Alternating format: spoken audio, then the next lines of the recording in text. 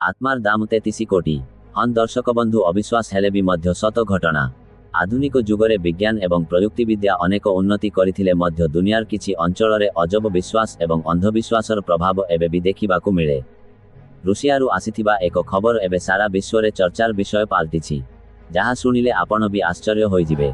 जणे महिला निजर आत्मा को 33 कोटी टंकारे बिक्री करिथिबा दाबी करिसंती एवं एही चुक्तिपत्र रक्तरे लेखा जाइथिबा कुहा जाउछि। एही घटना एबे सोशल मीडिया रे बेस भाइराल हेबारे लागिछि। चैनल रे नुआ आसिथिले सब्सक्राइब एवं गोटिए लाइक एवं शेयर करंतु। सूचना मुताबक रुषियार जणे महिला, ताहार नाम प्रकाश करा जाय नाही, से दाबी करिसंती निजर आत्मा को 33 कोटी टंकारे बिक्री करिसंती। सबुठारु आश्चर्यर कथा हेउछि, एही चुक्तिनामा एक साधारण कागजपत्र नुहे, बरन निज रक्तरे लेखा जाइछि। महिला जनक निजर रक्तरे लेखा जाइथिबा चुक्तिनामार फोटो मध्य सोशल मीडिया रे पोस्ट करिसंती, जहा एबे भाइराल हेबारे लागिछि। एक रिपोर्ट अनुसार रो सोशल मीडिया प्लाटफर्म रे दिमित्री नामक जणे व्यक्ति मजाकिया ढंगार एक पोस्ट करिथिले।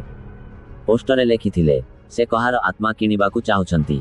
प्रथमे एही पोस्ट को मजारे निया जाइथिला, किंतु परे करीना नामक महिला एही पोस्ट को गंभीरतार सह नै निज आत्मा बिक्री करिबाकू प्रस्तुत थिबा कहिथिले। एहा परे दुई जनक मध्यरे कथा होइथिला। चुक्तिनामा रक्तरे लेखा होइथिबा सह रक्तरे दस्तखत करा जाइथिला। एहा परे दिमित्र एही खबर को सोशल मीडिया रे शेयर करिथिले, आउ कैप्शन रे लेखिथिले, मु प्रथम आत्मा किनिली। एहा रक्तरे स्वाक्षरित एक चुक्ति।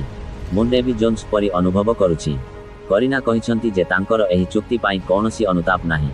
टंका तांको अकाउंट रे टंका जमा होइथिला, आउ सेही टंका रे लाबुबु कंढेई किनिबा सह प्रसिद्ध गायिका नाडेजदा काडिसेभांको एक कनसर्ट पाई टिकेट किनिथिले।